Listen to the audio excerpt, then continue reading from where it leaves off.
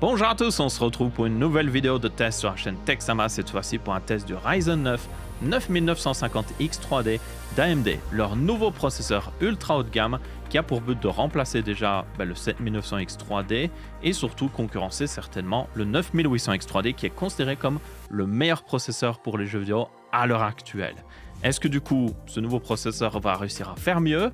Est-ce qu'il sera le plus intéressant pour quelqu'un qui veut jouer aux jeux vidéo mais aussi travailler avec 16 cœurs 32 threads? La réponse dans ce test. Alors tout comme le 9800X 3D, il profite d'un nouveau cache X 3D qui a été amélioré depuis les Ryzen 7000 et notamment maintenant ce cache X 3D est sous les cœurs du processeur et donc il est beaucoup moins soumis à la chaleur de ceux-ci. Ce qui permet, pour la première fois en tout cas depuis les Ryzen 9000, à ce que tous les processeurs avec un cache X 3D puissent atteindre les mêmes fréquences que la version sans le cache X 3D. Donc c'est le cas notamment du 9800X 3D. Contrairement au 7800X 3D qui était limité en fréquence, lui il est capable d'atteindre le maximum de la fréquence de Zen 5. Et ça c'est justement l'une des forces du 9800X 3D. C'est ce qui fait qu'il est vraiment beaucoup plus performant que le processeur qu'il est censé remplacer. Et donc le 9950X 3D profite de la même amélioration. Mais malheureusement, AMD n'a pas fait une amélioration qu'on attendait sur ce 9950X 3D, et c'est le fait d'avoir un cache X 3D sur tous les cœurs du CPU. Pour ceux qui ne savent pas, les processeurs AMD sont divisés en CCD, donc ce sont des CCD de 8 cœurs. Donc si vous avez un processeur avec 8 cœurs, il y a un seul CCD, le 9800X 3D, no problemo ici. Mais dès que vous dépassez les 8 cœurs, pour avoir par exemple 16 ou 12 cœurs, vous devez mettre un deuxième CCD. Et là, le problème, c'est que le cache X 3D est seulement présent sur un seul des deux CCD de ce processeur. Donc, c'est-à-dire que 8 de ces cœurs ne profitent pas du cache X 3D. Et dans certaines situations, on l'avait vu notamment avec le 7900X 3D, mais vous allez avoir un jeu qui utilise plus que 8 cœurs, vous allez avoir un jeu qui va utiliser les mauvais cœurs, merci Windows, et du coup, vous n'allez pas avoir un aussi gros gain que sur le 7800X 3D à l'époque ou le 9800X 3D maintenant. Et c'est ce que j'ai remarqué justement dans mes tests. Alors très vite fait ma config de test pour ceux qui se demandent. J'ai utilisé une carte mère de chez MSI, c'est la Carbon Wi-Fi en X870. C'était la carte mère qui était fournie par AMD pour les tests parce que ça utilisait un BIOS spécial. On a 32 Go de RAM de chez G-Skill avec des timings très serrés en 6000 mégas transfert. Mon alimentation de 1500 watts pour être sûr d'être bien alimenté et pour être sûr de ne pas avoir de limitation au niveau GPU, nous avons une RTX 5090. Et tous mes tests ont été faits en 1080p avec le niveau de détail réglé en médium. Alors pourquoi on fait ça? Vous allez me dire, c'est pas réaliste de faire tourner une 5090 en 1080p, même pas avec tous les paramètres graphiques à fond. Et c'est tout simplement pour justement vraiment voir la différence entre ces processeurs. On veut créer une situation où on n'est pas limité par la carte graphique, elle est largement puissante, mais le processeur derrière commence à limiter le système. Donc tenez en compte, les chiffres dont je vais parler sont faits d'une manière très bizarre pour justement illustrer davantage les différences entre ces processeurs. Si on fait des tests en 4K, et j'en ai fait, juste pour illustrer, j'ai testé le remaster de GTA V qui est sorti il y a quelques temps, il y a quelques jours, et j'ai testé en 4K avec le ray tracing et tout ça, et voilà les résultats que vous pouvez voir à l'écran, et comme vous pouvez voir, oui, là les différences sont pas énormes entre chaque processeur. Pourquoi? Parce qu'au final, ce qui nous limite le plus, ça va être la carte graphique. Et du coup, directement, je vous affiche un graphique qui résume la différence de performance. Je vais ressortir un petit peu des graphiques de jeu pour illustrer certains cas particuliers qui sont souvent assez importants. Mais globalement, entre un 7950X 3D et un 9950X 3D, vous avez une différence, dans mes tests en tout cas, de 13%. Et pour information, lui, le 9800X 3D arrive à faire 17% mieux qu'un 7900X 3D. Et du coup, la différence entre ce nouveau processeur et le 9800X 3D est de seulement, pour information, 4%. Ce qui n'est pas énorme, mais qui montre que le 9800X 3D reste le meilleur processeur pour les jeux vidéo. Et pourquoi une telle différence? Eh bien, c'est dû à ce que j'ai parlé dans l'intro, encore une fois. Vous avez le fait que ce cache X 3D est seulement présent sur 8 des 16 cœurs de ce processeur. Donc si vous avez un jeu qui utilise plus que 8 cœurs, si vous avez un jeu qui utilise les mauvais cœurs, ce qui peut arriver souvent sous Windows, et donc le 9800X 3D reste devant dans la plupart des jeux. Mais il existe quand même des jeux, et je tiens à l'illustrer, où vous avez absolument besoin de plus de 8 cœurs, et là le 9800X 3D est juste pas assez. Et donc c'est notamment le cas avec City Skyline 2, dont je ressors le graphique ici, où vous pouvez voir que déjà le 9800X 3D fait moins bien qu'un 7900X 3D parce qu'il a moins de cœurs, mais il arrive quand même à compenser un petit peu parce qu'il est beaucoup plus puissant pour les jeux.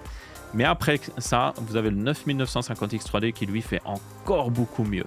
Et j'avais pour information une différence quand même par rapport à l'ancienne génération de 30% en passant de justement au 9950X 3D par rapport au 7900X 3D. Tous ces processeurs, ça porte à confusion au niveau noir, c'est pas grave.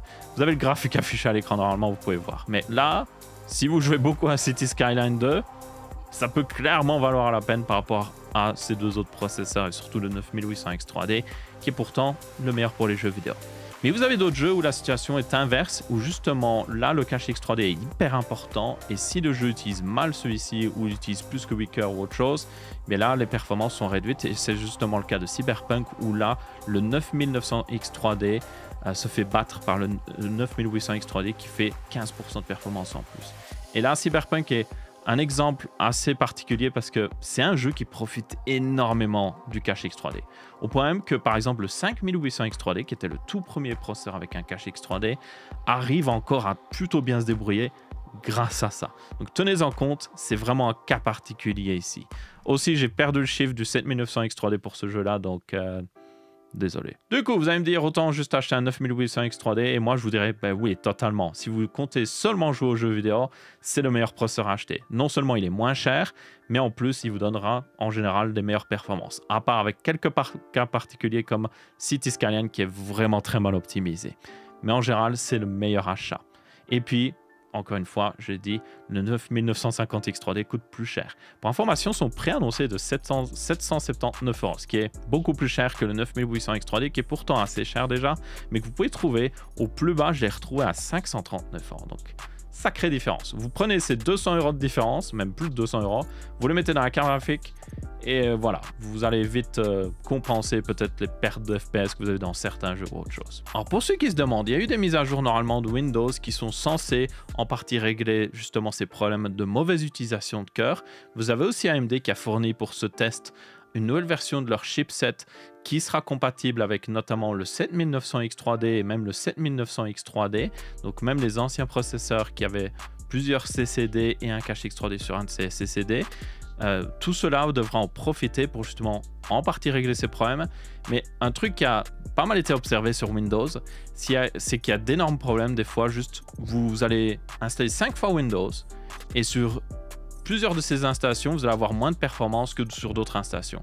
Même dans le guide de test d'AMD, ce qu'ils recommandent de faire comme test et aussi les procédures de test et tout ça, c'est juste un guide, ça ne veut pas dire que je suis obligé de le suivre. Ils ont indiqué qu'il vaut mieux justement réinstaller entièrement Windows depuis rien et s'il y a des problèmes de performance, réinstaller encore une fois Windows. Sauf que pour moi, ce n'est pas très réaliste. Vous n'allez pas avoir quelqu'un qui va faire un nouveau PC avec un de ces processeurs-là et puis être en mode les performances sont pas là exactement à ce que j'aimerais. Déjà, comment ils peuvent le savoir? Parce que c'est presque impossible, à part si vous trouvez quelqu'un sur Internet qui a exactement la même config que vous et que vous pouvez comparer les chiffres. Mais imaginons qu'il se dit qu'il n'a pas les bonnes performances et qu'il réinstalle Windows. Est-ce qu'il va devoir le réinstaller une fois, 2 fois, 3 fois avant que les performances soient bonnes? Je ne sais pas, parce que c'est vraiment une loterie avec Windows 11. Et ça, c'est un problème de Microsoft. Un énorme problème de Microsoft qui retient en partie AMD et même certainement qui doit retenir en partie même Intel qui a justement aussi des processeurs avec on va dire 2 types de cœurs, des cœurs haute performance, des cœurs haute efficacité énergétique. Donc Microsoft, je sais que vous ne regardez pas cette vidéo, mais bougez-vous un petit peu les fesses. Je sais qu'il y a eu des efforts de fait dernièrement, mais visiblement, il y a encore beaucoup de problèmes et beaucoup de ces problèmes semblent toucher Windows 11. Il y a des gens qui font des tests qui voient que sur Windows 10, on a des meilleures performances dans les jeux vidéo. Pourquoi Windows 10 a des meilleures performances dans les jeux vidéo? C'est juste pas normal. Ça n'a aucun sens. Enfin bref, petit aparté fini là-dessus. Donc ça, c'était dans les jeux vidéo. J'ai fait quelques tests aussi de production dans les logiciels 3D et tout ça. Et là, forcément, le 9950X 3D fait beaucoup mieux que le 9800X 3D. Ça, c'est clairement un problème qu'on connaît du 9800X 3D. C'est le meilleur processeur pour les jeux vidéo. Mais dès que vous sortez un petit peu de l'univers des jeux vidéo, il fait beaucoup moins bien que d'autres processeurs qui sont vendus pour autant le même prix. Donc ça n'a jamais été vraiment un débat là-dessus. Le 9800X 3D est clairement fait pour les jeux et ce 9950X 3D par contre est clairement fait pour quelqu'un qui veut jouer aux jeux vidéo et toujours avoir des très bonnes performances, même si c'est pas les meilleurs autant que le 9800X 3D en tout cas, mais ils peuvent toujours travailler à côté, avoir des très bonnes performances dans DaVinci Resolve, Adobe Premiere et tout ça. Et donc on en arrive directement à la conclusion, il n'y a pas besoin vraiment selon moi de tourner autour du pot pendant 3 heures. Ce 9900X 3D souffre des mêmes problèmes que le 7900X 3D qu'il est censé remplacer, c'est-à-dire que le cache X3D n'est pas présent sur tous les 16 cœurs. Et donc on en arrive à des situations où son petit frère, qui a seulement 8 cœurs, arrive à toujours faire mieux en général dans les jeux vidéo, à part quelques cas particuliers comme City Skyline 2. Donc si vous voulez un processeur pour purement jouer aux jeux vidéo, prenez un 9800X 3D, c'est le meilleur qui existe. Si vous voulez jouer aux jeux vidéo, mais toujours avoir des très bonnes performances, mais aussi avoir des très bonnes performances dans les tâches professionnelles, et que vous en avez vraiment besoin, parce que si vous faites juste un petit peu de montage de temps en temps, c'est pas hyper grave. Tenez compte aussi que beaucoup de programmes professionnels maintenant utilisent surtout le GPU. Mais si vous en avez vraiment besoin, que c'est votre travail, vraiment votre travail, mais en plus vous jouez, et bien là, le 9900X 3D pourrait être intéressant pour certaines personnes.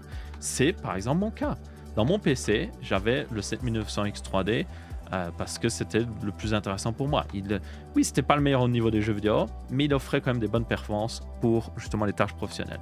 Et bien maintenant, j'ai mis le 9900X 3D dans mon PC pour justement voir ce que ça donne et en profiter parce que c'est le genre de processeur qui est fait pour moi, mais n'est clairement pas fait pour la plupart des gens. Donc voilà.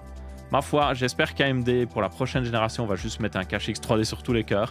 Oui, ça coûte plus cher, je le sais que ça va coûter plus cher. Ça va certainement réduire les nombres de stocks parce que c'est plus complexe et tout ça. Mais ça réglerait selon moi le problème. Et là, c'est un petit peu dommage parce que c'est censé être le processeur ultra haut de gamme d'AMD. C'est censé être le meilleur. Mais ce n'est pas toujours le meilleur. Il se fait des fois dépasser par le processeur qui est censé être moins bien. Et ça, c'est vraiment dommage. Donc, j'espère réellement qu'ils vont mettre un cache X3D sur tous les 16 cœurs pour la prochaine génération. Et là, réellement, on aura un processeur ultra haut de gamme qui est réellement ultra haut de gamme. Peu importe ce que vous faites, peu importe si vous jouez ou si justement vous faites je sais pas moi, la retouche photo ou n'importe quel autre programme professionnel. Mais en attendant, ce 9950X 3D n'est pas vraiment le cas. Merci à tous de regarder, j'espère que vous avez bien apprécié. Si c'est le cas, vous pouvez laisser un pouce bleu. Si ce n'est pas le cas, vous pouvez laisser un pouce rouge. On se retrouvera pour une prochaine vidéo. Et je tenais aussi à remercier Mathis de m'avoir refilé sa crève, que j'essaie de faire la vidéo sans trop être affecté. Aussi, j'ai briqué ma carte mère parce que j'ai enlevé le 7900X 3D qui avait dessus et je ne sais pas ce qui s'est passé. C'est génial, c'est pour ça que c'est l'autre carte mère qui est dedans. Peut-être une vidéo où j'essaie de fixer l'autre carte mère. Peut-être. Aucune garantie.